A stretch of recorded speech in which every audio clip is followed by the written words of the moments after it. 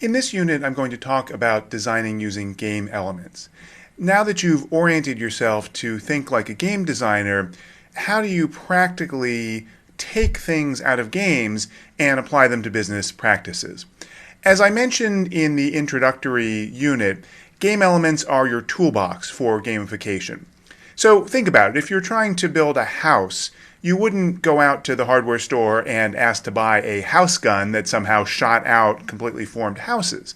No, what you do is you buy things like hammers and nails and screwdrivers and 2x4s and sheetrock, all the different components that you can put together in different ways to make up a house, to make up any kind of house or any kind of building that you want by recombining those elements in different ways.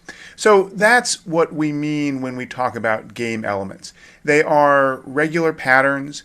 They are tools that we can extract from games that we find in the wild and then use in different ways to make business practices more game-like.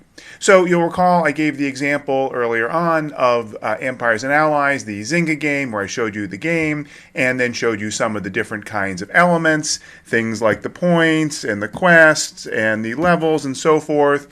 This is a template for what game elements might look like, but let's step back and talk about what game elements are initially, and then we'll build up a list of common game elements that are used in gamification.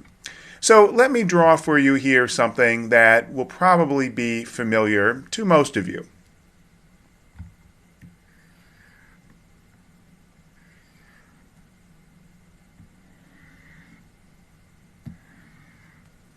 Starting to look familiar?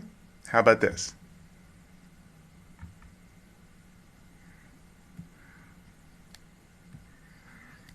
Okay, by now you probably are recognizing that what I've drawn is the game tic-tac-toe, or in the Commonwealth world it's known as noughts and crosses. One of the most popular games of all time, played for many centuries. It's a game that many of us are familiar with. But what if you think about this game tic-tac-toe not through the lens of the game itself, not through the lens of the gameplay? Here I am playing, aha, I've forked, and now this guy is going to win. But think about it through the lens of elements. What are the elements of tic-tac-toe? What are the regular patterns, the pieces of this game that come together along with the aesthetics and the overall experience to generate the gameplay?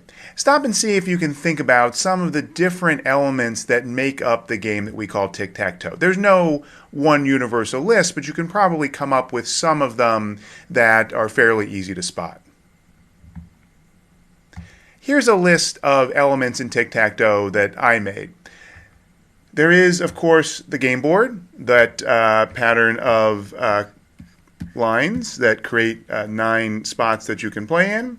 And there are the tokens, as I call them, the X and the O that you play with. There is also the fact that tic-tac-toe is a game played with 2 players. Now that's not anywhere there on the board. It's part of the rules of the game, and it's part of the structures of the game. The rules are things like you play an X and then the next player plays an O, you can only play in 1 square, and so forth. I'm talking about things that structure the game, that go to the essence of what makes it engaging or not. So one of them is tic-tac-toe is a game played between 2 players who are competitive, i.e. one person wins, one person loses. It's not a bunch of people who are collaborating to find a solution. It's one winner and one loser in every game, or the game's a draw. They take turns. That's part of the structure of the game, that one player goes and then the other player goes. And the game defines certain situations where we say one player wins. So if, in fact, I'm able to make 3 X's in a row here, I have won the game. That is called a win state. Similarly, if we get to a point where all the boxes are filled up and no one has 3 in a row, that's a draw. And if you saw the movie War Games, the computer figured out somehow in its vast intelligence that any two decently competent tic-tac-toe players can generate a draw in every single game. No way to win the game. Now, in that movie, that result almost led to nuclear war. We don't have to worry about that. But the point that I want to make here is that the structure of the game, the elements of what it takes to win and what it takes to draw the game, contributes to the gameplay and contributes to the way people feel in playing tic-tac-toe, how much fun it is, how much people want to keep playing, how interesting it seems, and so forth. And all of this feeds into gamification when we start to think about deploying these tools systematically. There's no one set of elements that's always good or always bad. They have to be understood in context of the overall game. So a few others. There's no progression. Now, this is a limitation on tic-tac-toe. It doesn't necessarily get better or change as you play. There's no level 1 tic-tac-toe, and then once you finish this board here, you go on to level 2. Nor is there any kind of scoring unless you just keep track of who wins each game. It's just you play the game and you win or you lose. These are also elements about why, when you think about it, tic-tac-toe is a pretty bad game.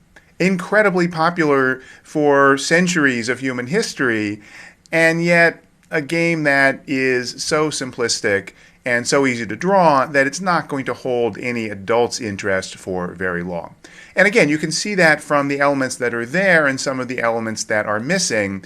The ability to progress and advance in the game and the ability to get feedback from scoring, certainly not necessary, as I've said, but things that tend to produce more engaging games than games without them. So another way to think about this is if we talk about the game here in the middle, and we can think about that through the various definitions that I gave you. At the top is the experience. The overall impact of the game, what you feel like when you play the game, that's the experience. First point here is that this here, the game, and this here, the experience, are not the same thing. The game is the set of rules, the aesthetics, all of the game elements. The experience is what the player feels when they're playing it. Those two are very much related, but they're different things, and when you're doing game design, what you control is the game, and what you try to produce is a certain kind of experience. The other side to this is what's down here, which are the elements. So if the experience is the kind of gestalt, the overall impact or feeling of the game, the elements are the piece parts. The bits and pieces. If you build up the game from smaller units, then you're building up from elements. If you think about the game in terms of its general impact, how fun it feels and why it feels fun, you're talking about the experience. And really, both of these are ways to think about gamification.